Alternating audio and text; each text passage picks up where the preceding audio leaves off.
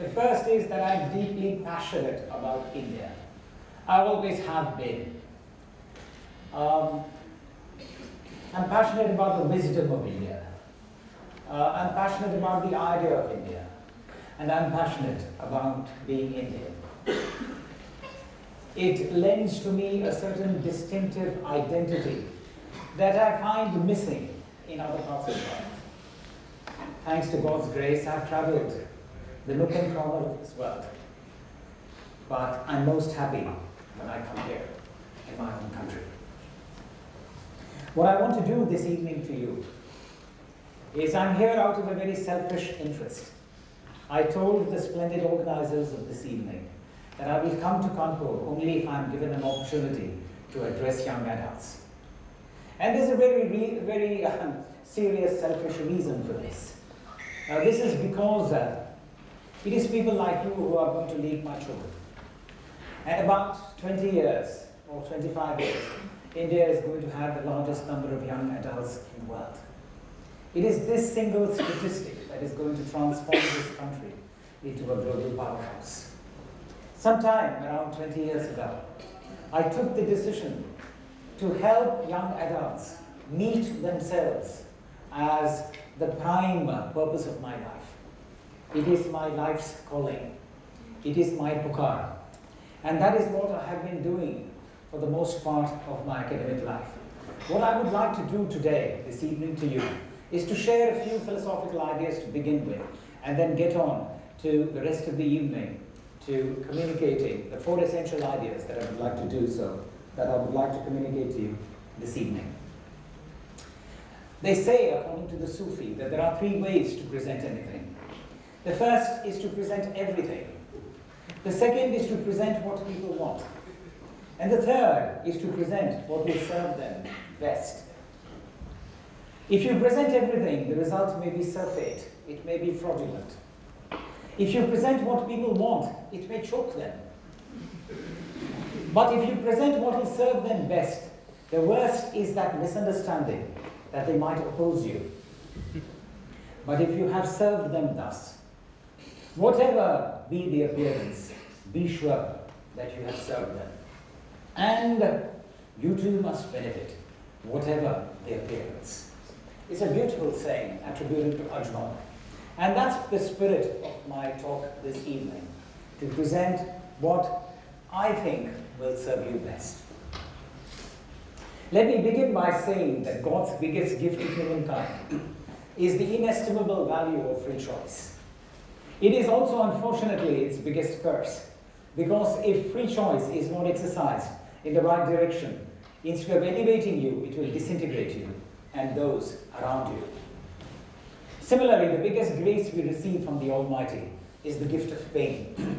And like all gifts, if we do not understand it for what it is, it becomes a disease whose consequences can be fatal. But on the other hand, if we understand its purpose and learn the lessons that it has to offer us, the pain goes away.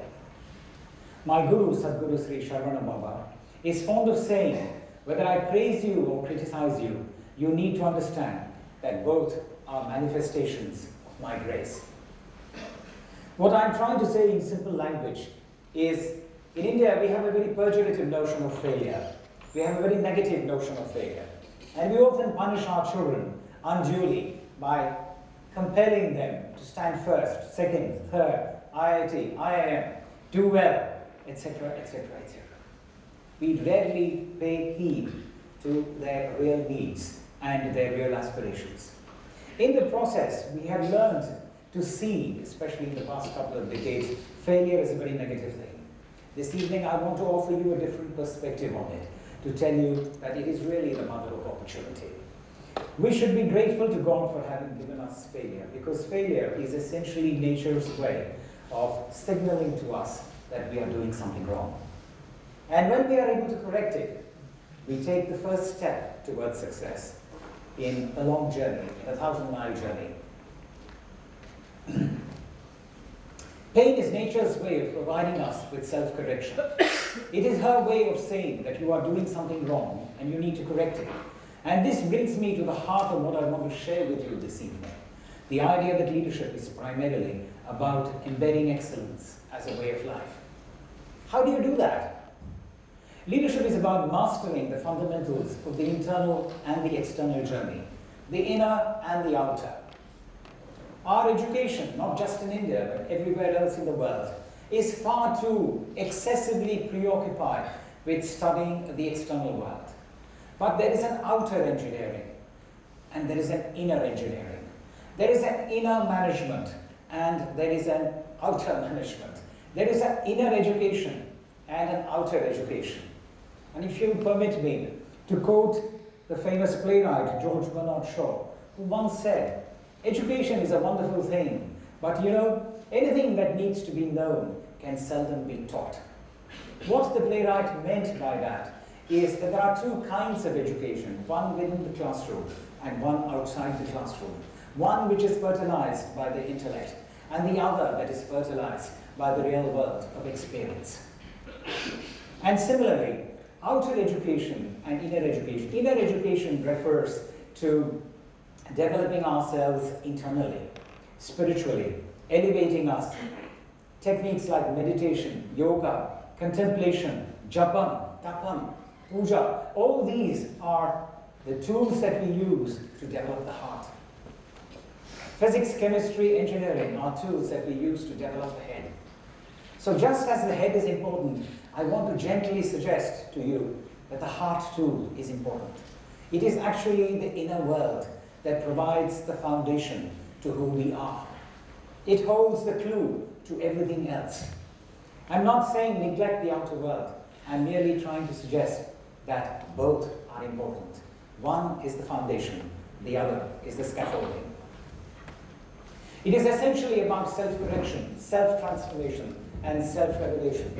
It is primarily about correcting the world we live in by correcting ourselves. When we are able to accomplish this process of transformation, we become capable of transforming pain into pleasure. There are four attributes that are integral in the journey of excellence. And this is the heart of what I want to share with you this evening. The first of this is vision. The second is values. The third is clarity. And the fourth is what I call context. This is a powerful learning tool, and nothing but good can come out of it. And in a few moments, I will explain why. It has the virtue of highlighting when you are going off track and the need for self-correction. And third, you need to align them in your daily life. This is because the lives of individuals, as much as the lives of nations and societies, show that when they are faced with crises, it is invariably related to either one of these four factors or all four of them. If you go back to periods of personal crisis in your life or professional crisis in your life, you will find that it is invariably related either to the fact that you lost sight of your vision, or you compromised your values, or you didn't have the requisite clarity of vision and values, or you did not understand the context. What do they mean? Vision is about where you want to go in life. It is your North Star. It is your deep purpose. It is your calling. The second that you need is values. And nobody else is more qualified to speak to you about that than the father of this country. A value becomes a value only when you are prepared to suffer for it. The Mahatma bought a pair of first-class tickets in South Africa, tried to enter the compartment, he was brutally kicked out, and suffered as a result. We lessen the pain in ourselves when we learn the lessons suffered by other people, because it reduces our own pain. Why are values important? Values are important because they prevent you from developing bad vision. They protect you against articulating bad vision. As I said, values are born in suffering. And there are two types of values. One, which are core. We call them core values. The others change with context, but core values are non-negotiable. It is this half-naked fakir who secured independence for this country, humbled the mighty British Empire. It is he who taught us this inestimable power of values. He was once asked what determined his politics and his worldview. And he said, in times of crisis, I always go back to two texts. One is the sacred Bhagavad Gita, and the other is the Sermon on the Mount. He believed that even politics needed to be tempered by religion. Of course, it's a different matter that when Gandhi spoke, when the Mahatma spoke about religion, he meant spirituality. The third is clarity. Clarity is about creating a match and a fit between your visions and values. In some lucky people, they get this in 6 months. Some get it in 6 years. Some do not get it, tragically, even in 60 years. The hard, brutal truth of this world is that the majority of people die without ever realizing their visions. And I agree with Socrates, the Greek philosopher, that a life that is not constantly examined and re-examined is, I'm afraid, one that's not worth living. So we must make maximum use of this beautiful, precious opportunity that the Almighty has given us. Every child, every human being is pregnant, born with vision. And this life has been given to us to realize that calling. The last is context. Context is about finding what is most appropriate response to the environment around you. What I mean by this in simple language is that, ladies and gentlemen, Shakespeare was actually right. The world is a stage, and each one of us are actors. But before we take a decision, before we enter that stage, before we want to communicate anything, before we take actions, before we take important decisions, we must first ask ourselves, is my action, is my proposed action appropriate to that demanded by the context? Why? Because in this world, the context is always, the world is always demanding a response from you. To take a simple example, if I have a disagreement with my wife in the morning while we're having breakfast, just before I'm leaving for work, and unfortunately, sometimes that happens even with loved ones, the disagreement becomes disagreeable, and I'm not able to bring closure to that conflict. And I go to work filled with negativity and anger. The chances are that when I reach the workplace, I will start barking at everybody I see. And if I do that, I will be spreading negative energy all around me. But if I go healed and fulfilled, the chances are that I will radiate positivity.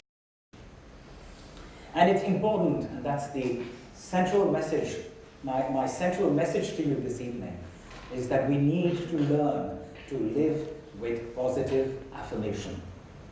After a very long time, we have a Prime Minister who exhibits all the elements of vision.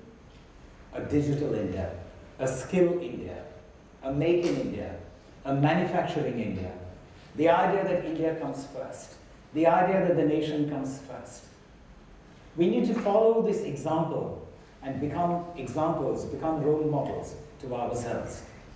Leadership is about making ordinary people doing extraordinary things. And if you are able to align these 4 factors into your lives, this alignment takes some time to happen. If I had more time, I would have explained to you how I discovered my own vision at the age of 27. I was born in a family of teachers. My father was one of the best English language teachers in the world. My mother is a teacher of philosophy and sociology. And I used to be very obstinate as a child. I said I'd never become a teacher in my life because I've seen enough of these two. But the Almighty had different plans, and life has a different way of educating you, of humbling you, and elevating you. Some useful pointers before I close. What can we learn from that peerless devotee called Hanuman? He was born unto the wind god. And because he was a monkey, the quality of a monkey is being restless. He used to disturb the rishis. One rishi one day cursed him, said, "You will lose memory of your greatness." His father gets disturbed and stops all movement in the universe. The equilibrium of the universe is disturbed. Indra and the other gods rush to him and tell him, "Vayu, you must restore this." He said, "No, until the curse on my son is lifted, I will not relent." The gods rush to the rishi. And as you know, in our tradition, in our Sanskriti, a curse can never be revoked, but it can be ameliorated. And the rishi said, if somebody reminds him of his greatness, then his greatness will be restored to him. Fast forward this story when Rama reaches Rameshwaram. He calls Hanuman, takes out his ring, and he says, can you cross this ocean and give my beloved this ring? And tell her that I will come and rescue her. He's terrorized because of the curse. It is said then that Jambavan, the king of the bears, comes from behind and says, Hanuman, do you know when you were a child, you went to catch the sun? And as he recites his exploits, the story goes that Hanuman grew in beauty, in splendor, and in strength. And in one leap, he crossed the ocean. The moral of this beautiful story, ladies and gentlemen, is this. The intensity of your problems are determined by the smallness of your mind. When your mind is small, the problem appears very big. But when you expand in consciousness, the problem becomes a bite-sized challenge. Whereas there is so much beauty in this story. There is so much that we have to learn. Leadership is about becoming an Arjuna. When he goes to Draupadi's Swayamvara, he's taking aim at the bowl and at the fish and at the eye of the fish. And his guru Drona asks him, what do you see, Arjuna? Do you see Duryodhana? He says, no. Do you see your competitors? No. Do you see Draupadi? No. Do you see your brothers? No. In irritation, his guru asks him, what then do you see? And he says, I see only the eye of the fish. This, I humbly submit to all of you, is the essence of meditation. It is the very essence of yoga. If we are able to be in this battleground called life, with such single-minded devotion, such single-minded focus to what we want to accomplish, to what we aspire to, there is no doubt that success will be waiting at the end of the tunnel. The third, the wise say that we are in the age of Kali Yuga, where dharma is only 25%. It is essential that young adults discover, people like you, discover your own heroism. India will have the largest number of young adults in the country in the next 2 decades. This single statistic will help to transform India into a global powerhouse. The leadership challenge the world over lies in restoring Satyam and Dharma to their rightful place. This is the place, this is the challenge in leadership. Understanding both Satyam, or truth, and Dharma, or righteousness. What is Satyam and what is Dharma? Give you 2 simple definitions. Anything that promotes harmony in the universe is Dharma. Anything that helps you to be fidel to truth is Satyam. The 2 qualities that are missing in body politics today. Let me close by citing another wise Sufi saying, the most beautiful people are those who have known loss and have found their way out of the depths. These persons have an appreciation, sensitivity, and an understanding of life that fills them with compassion, gentleness, and a deep, loving concern. Beautiful people do not just happen. So, my earnest, sincere exhortation to the young adults gathered here and elsewhere is this: become beautiful. Namaskar.